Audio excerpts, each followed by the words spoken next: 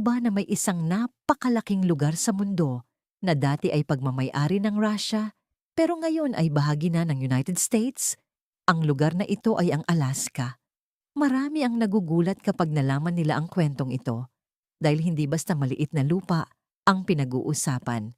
Ang Alaska ay napakalawak na teritoryo na ngayon ay isa sa pinakamahalagang bahagi ng Amerika. Noong unang panahon, ang Alaska ay kontrolado ng Russia. Noong 1700, naglakbay ang mga explorer ng Russia papunta sa hilagang bahagi ng North America. Natuklasan nila ang Alaska at nagtayo sila ng mga maliit na settlement doon. Tinawag nila ang lugar na Russian America.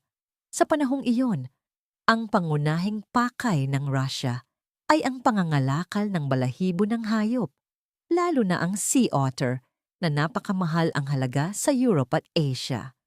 Pero habang lumilipas ang panahon, napagtanto ng Russia na mahirap pamahalaan ang Alaska. Napakalayo nito mula sa kanilang kabisera at kakaunti lamang ang mga tao na nakatira roon. Bukod pa dito, nagkaroon ng problema sa ekonomiya ang Russia matapos ang Crimean War noong kalagitnaan ng 1800.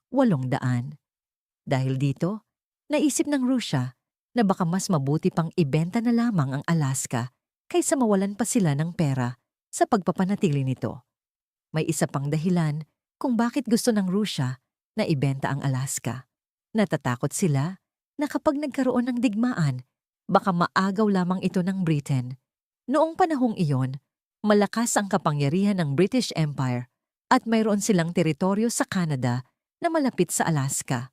Kaya naisip ng Russia na kung ibebenta nila ang Alaska sa United States, mas mabuti iyon kaysa makuha ito ng kanilang kalaban. Noong 1867, nagkaroon ng kasunduan ng Russia at United States. Binili ng Amerika ang Alaska sa halagang $7.2 milyong. Kung iisipin mo ngayon, parang napakamura ng presyo para sa isang napakalaking lupain. Pero noong panahong iyon, marami sa mga Amerikano ang nagalit at nagsabi na sayang lamang ang pera ng gobyerno. May mga tao pa nga noon na tinawag ang pagbili ng Alaska na Seward's Folly. Ang pangalan na ito ay galing kay William Seward, ang Secretary of State ng United States na nanguna sa pagbili ng Alaska. Para sa iba, parang bumili lang daw ang Amerika ng napakalaking lugar na puro yelo at walang silbi. Pero lumipas ang maraming taon at nagbago ang pananaw ng mga tao. Unti-unting natuklasan na ang Alaska pala ay napakayaman sa likas na yaman. May mga mina ng ginto, napakaraming isda sa karagatan at higit sa lahat, napakalaking reserba ng langis o oil. Nang matuklasan ng mga ito, biglang naging napakahalaga ng Alaska sa ekonomiya ng United States. Noong 1959, opisyal nang ginawang ika-49 na state ng United States ang Alaska. Mula noon hanggang na ngayon, isa ito sa pinakamalaking estado ng Amerika.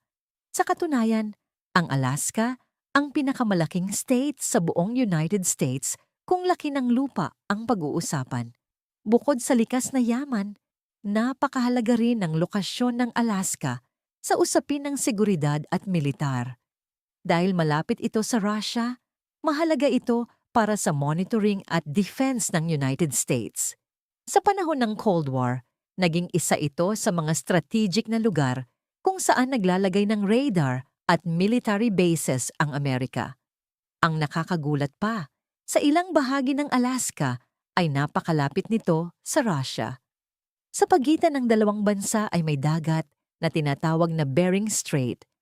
Sa pinakamalapit na punto, humigit kumulang 80 hanggang 70 kilometro lamang ang pagitan ng Alaska at Russia. Ang kwento ng Alaska ay isa sa mga pinakakakaibang pangyayari sa kasaysayan ng mundo. Isang lupain na dati ay pagmamay-ari ng Russia ang naging mahalagang bahagi ng United States dahil lamang sa isang kasunduan sa pagbili. Maraming tao noon ang nag-isip na maling desisyon ito, pero kalaunan ay napatunayan na isa ito sa pinakamagandang investment na nagawa ng Amerika. Sa huli, ipinapakita ng kwentong ito na minsan ang mga desisyon na tila kakaiba o pinagtatawanan ng iba ay maaaring magbunga ng napakalaking pagbabago sa hinaharap. Ang Alaska, na minsang tinawag na walang silbing lupain, ay ngayon isa sa pinakamahalagang teritoryo ng United States. Thank you for watching.